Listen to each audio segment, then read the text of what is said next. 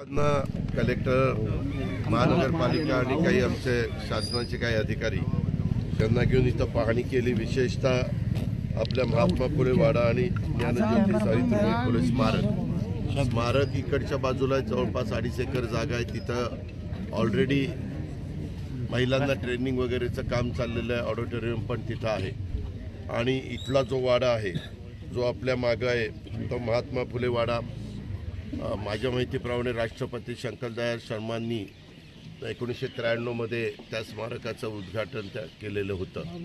त्याच्यानंतरच्या काळामध्ये बरेच बदल होत गेले आणि आता आमचं सगळ्यांचं हे मत आहे, त्याच्यामध्ये भुजबळ साहेब असतील, सरकार असेल, मुख्यमंत्री, उपमुख्यमंत्री, आम्ही सगळेच त्याच्यामध्ये आलो।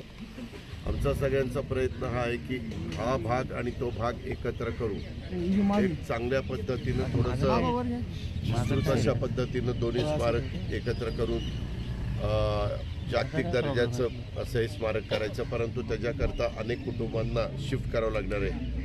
मागं प्रशासनाने काही कुटुंबांना शिफ्ट केलं, त्यांना व्यवस्थितपणे त्यांची पर्यायी व्यवस्था केली। आता पाहणी करत असताना काही नागरिक भेटले आणि ते म्हणले की आम्ही जायला तयार आहोत, फक्त आम्हाला वाऱ्यावर सोडू नका, आमची पर्यायी व्यवस्था करा आणि जवळपासच्या एरियातच करा। इथं काही अशा अडचणी आहेत की मालक वेगळा आहे आणि त्याची खोल्या आहेत किंवा त्याचे घर आहे, भाड्याने दुसरे लोक राहतात। तुम्हाला माहिती आहे की पहिल्यापासून असे भाडेकरू ठेवण्याची पद्धत आपल्यामध्ये आहेच। त्याच्यामुळं आम्हाला मालकाला पण समाधानी करावं लागेल, त्याच्याशी पण आम्ही चर्चा करू आणि जो भाडेकरू राहतोय त्या भाडेकरूची पण पर्यायी व्यवस्था त्या ठिकाणी करावी लागणार आहे। अशा प्रकारे हा दोन्ही भाग जोडण्याचा शासनाचा मनोदय आहे आणि त्याच्याकरता इथं कुणाचा विरोध तरी दिसला नाही, कारण फिरत असताना साधारण लोकांना कळलेले की असं होणार। हे होत असताना मी आयुक्तांनाही विचारलं की बाबा आजूबाजूच्या लोकांचं जर संपूर्ण आपण एकत्र केलं तर 4.25 एकर जागा जवळपास होईल। 2.5 एकर ती आणि इथं नवीन घेणार 53 गुंठे का काहीतरी नवीन घ्यावी लागते आणि जुना असणार भाग असं 4.25 एकर जागा जवळपास पुण्याच्या हार्ट ऑफ द सिटीमध्ये हे स्मारक त्या ठिकाणी होणार आहे। आता हे होत असताना आम्हाला सरकारचा प्रयत्न, महानगरपालिकेचा प्रयत्न हाच राहील की त्याच्यामध्ये कुणाला त्रास होता कामा नये। दुसरी गोष्ट म्हणजे त्यांचे रस्ते आहेत, त्यांनाही पर्यायी रस्ता हा द्यावा लागेल। उद्या कुणाला असं वाटतं कामा नये की हे स्मारक जोडलं गेल्यामुळं आम्हाला फार लांबनं हेलपाटा मारावा लागतो, कारण प्रत्येकजण आपला स्वतःचाही विचार करतो। तर ह्या सगळ्याचा साकल्याने विचार करून मार्ग काढायची मानसिकता महानगरपालिकेने केलेली आहे, त्यांच्या सगळ्या अधिकारी वर्गाने केलेली आहे आणि मी पण आता समजून घेतलं। आता सर्किट हाऊसला गेल्यानंतर मला ते प्रेझेंटेशन पण देतील, ते प्रेझेंटेशन पण आम्ही बघू आणि त्याच्यातून अतिशय चांगलं म्हणजे महात्मा फुले आणि सावित्रीबाई फुलेंच्या नावाला साजेचं अशा प्रकारचं स्मारक महानगरपालिका आणि राज्य सरकार मिळून त्या बाबतीमध्ये करेल। जसं आपण लघुजी वस्त्र साळवेंचं केलं, जागाचा 86-87 कोटी रुपये राज्य सरकारने दिले आणि तिथं बाकीचे जे काही आता वास्तू उभी राहणार आहे, पुतळा उभा राहणार आहे, हे सगळं आमचे महानगरपालिका करणार। तशाच पद्धतीनं सुदैवाने मी इथला पालकमंत्री पण आहे, माझ्याकडे अर्थ विभाग पण आहे, त्याच्यामुळं त्याची काय किंमत होती, काय रक्कम येते पुढं ते बघून तसं शासन निर्णय घेईल। त्याच्यामध्ये शासनाची पण भूमिका पॉझिटिव्ह आहे। दादा भिडेवाड्याची पण आपण पाहणी केली सर? हो, नाही भिडेवाड्याचं मी सकाळी सांगितलं। भिडेवाड्याच्या संदर्भात आपल्याला सगळ्यांना माहिती आहे ही जागा मात्र फार कमी आहे, 3.5 गुंठेच जागा आहे आणि समोर आपला रस्ता आहे जिथं आपला दगडूशेठ हलवाई गणपतीचं मंदिर आहे, त्या मंदिराच्या बरोबर साधारण समोर ते येतं। त्याच्यामुळं चारही बाजूला सेटबॅक सोडावं लागतील। ते करून आयुक्तांनी मागाशी मला सांगताना सांगितलं जवळपास 14 मजले वर जावं लागेल। आता इतके मजले जाण्यात काही अर्थ नाही, त्याचं म्हणजे उभा फारच कमी रुंदीचं ते होईल।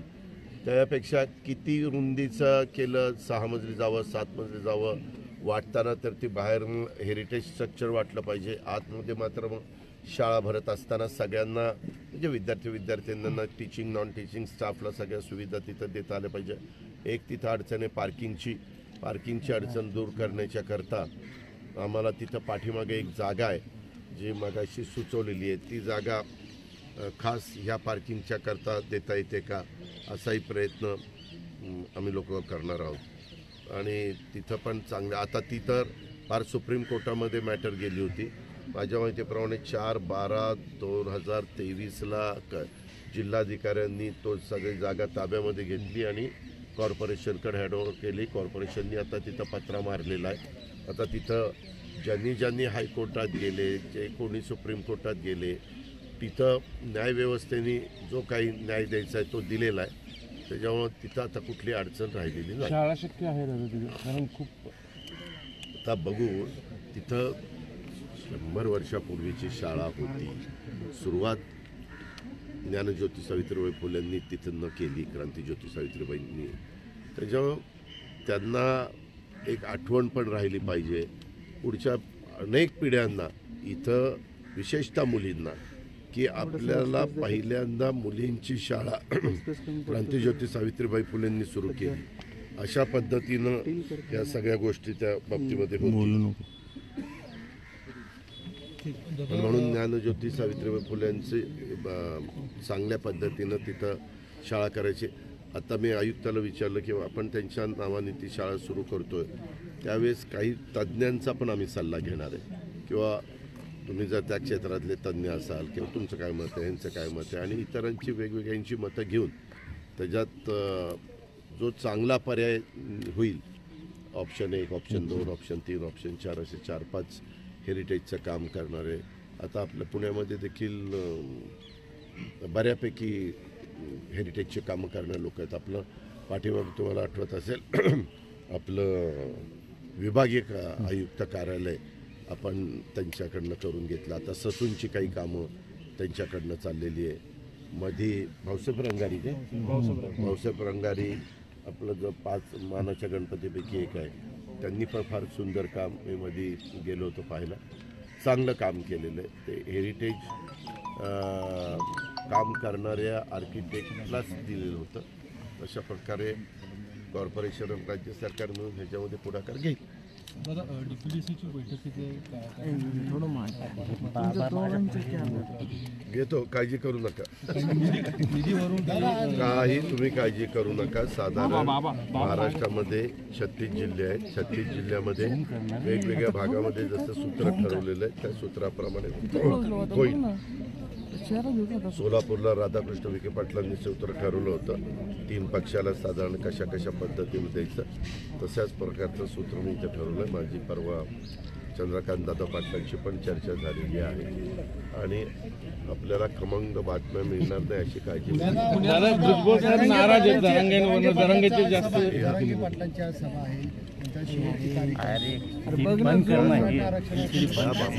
त्या बाबतीमध्ये सरकार चर्चा करत आहे. तुम्ही पण सगळे बघताय. कुठल्याही बाबतीमध्ये चर्चेतनं मार्ग निघत असतो. कधी चर्चा थांबवायची नसते, ती चर्चा चालू आहे. कोण कोणाला भेटेल नाही, आता कुणाला काय म्हणायचं तो ज्याचा त्याचा अधिकार आहे.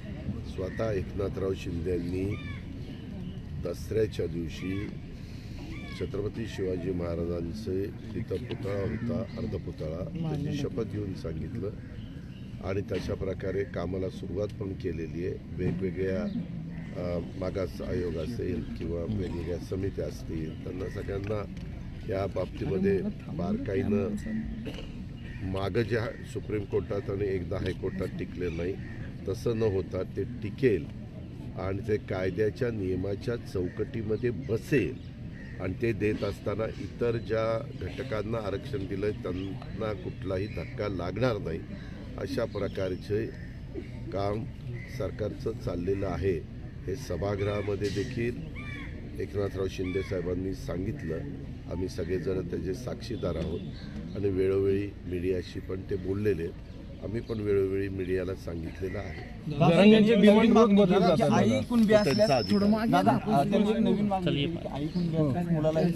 तुम्ही काय मागणी करावं हा ज्याचा त्याचा अधिकार आहे. सरकारला कायद्याच्या नियमाच्या चौकटीमध्ये ते बसणाऱ्याच गोष्टी कराव्या लागतील. कारण मागे पृथ्वीराज बाबा चव्हाण मुख्यमंत्री असताना मी पण त्या मंत्रिमंडळात होतो. त्यावेळेस दिलेलं आरक्षण हे पुढं टिकलेलं नाही हायकोर्टातच हे आपण पाहिलं. त्याच्यानंतर देवेंद्र फडणवीस साहेब मुख्यमंत्री झाल्यावर त्यांनी अभ्यास करून मला वाटतं गायकवाड आयोग नेमलेला होता आणि त्यांच्या सगळ्या तो अभ्यास करून दिलेलं आरक्षण मुंबई हायकोर्टामध्ये टिकलं, परंतु दुर्दैवाने सुप्रीम कोर्टामध्ये टिकलं नाही. शेवटी न्यायव्यवस्था कायद्याच्या नियमाचा वकिलांनी वेगवेगळ्या प्रकारची भूमिका मांडलेली असते, त्या सगळ्याचा विचार करूनच निर्णय देत असतं. त्या प्रकारे त्यांनी दिलेला आहे आणि म्हणून आता तिसऱ्यांदा आरक्षण देत असताना यामध्ये कुठल्याही परिस्थितीत ते टिकाऊ आरक्षण असलं पाहिजे हा प्रयत्न चाललेला आहे. म्हणून थोडासा त्याच्यामध्ये विलंब लागतो. दादा, सुनील केदारांना 5 वर्षाची मी रात्री ती बातमी बघितली. आता त्याच्याबद्दलचे मला बारकाईनं कुठली माहिती नाही. शेवटी न्यायव्यवस्था त्यांचं काम करते. ज्यांच्यावर आरोप असतात ते तो आरोप चुकीचा आहे हे सिद्ध करण्याच्या करता चांगले वकील देतात आणि आपली भूमिका मांडतात. आता त्याच्यामध्ये शिक्षा झालेली मी पण टी व्हीच्या वेगवेगळ्या चॅनलला बघितलेलं आहे. आता त्या संदर्भात पुढं ते काय करणार आहे मला त्याच्याबद्दलचं काही माहिती नाही. आपण अमित शहाची भेट घेण्यासाठी जाणार होतो, परंतु अमित शहाचा निरोप आला की तिथं अधिवेशन चालू होतं. 3 महत्त्वाची बिलं त्यांना मंजूर करायची होती आणि तिथं लोकसभेचं महत्त्वाचं काम चाललेलं असल्यामुळं राज्यसभेचं महत्त्वाचं काम चाललेलं असल्यामुळं हे सगळ्या कामातनं मोकळं झाल्यावर आम्ही तुम्हाला बोलवतो असं मुख्यमंत्री आणि दोन्ही उपमुख्यमंत्र्यांना त्यांनी आम्हाला निरोप दिला. आम्ही आज जरी मी पुण्यामध्ये दुपारपर्यंत असलो, दुपारनं मी जाणार आहे. उद्या मी बारामतीत आहे दिवसभर, परवा मी दिवसभर पुन्हा पुण्यामध्ये आणि 26पासून पुन्हा तिकडे आहे. या 2-3 दिवसात जर बोलवलं तर आम्ही आमचे ठरलेले कार्यक्रम कॅन्सल करून जाऊ. ताईचं निलंबन झालंय त्याच्यामध्ये एकट्यांचं नाही झालेलं, अनेक खासदारांचं झालं. ज्यावेळेस खासदार आमदार विधिमंडळामध्ये काम करत असतात, लोकसभेमध्ये काम करत असतात, राज्यसभेमध्ये काम करत असतात, त्यावेळेस कुठल्या गोष्टीचा नियमाचा भंग झाल्यानंतर ॲक्शन त्या बाबतीमध्ये घेतली जाते. तशा पद्धतीनं ॲक्शन घेतलेली आपण सगळ्यांनी बघितली. दादा, 140 खासदारांचे एवढ्या मोठ्या प्रमाणात मला पहिल्यांदा माहित निलंबन नाही ना बाळा. मला विधानसभेचं विचारलं असतं तर मला तिथं काय घडलंय. ही लोकशाही आहे का? म्हणजे सगळे विरोधक मुक्त संसद करायचं चाललंय. असं तुम्हाला वाटतं? उद्याच्याला वेगवेगळ्या पद्धतीनं महाराष्ट्राच्या विधानसभेमध्ये पण अनेकदा अनेक कडक अशा प्रकारचे निर्णय घेतले. जर तिथं माझ्या माहितीप्रमाणे उपराष्ट्रपती महोदयांचा अपमान करण्यात आला, आज राष्ट्रपती असतील, उपराष्ट्रपती असतील, पंतप्रधान असतील, कुठल्याही राज्याचे मुख्यमंत्री असतील, या ज्या काही पोस्ट आहेत त्या महत्त्वाच्या पोस्ट आहेत. लोकशाही पद्धतीनं एवढ्या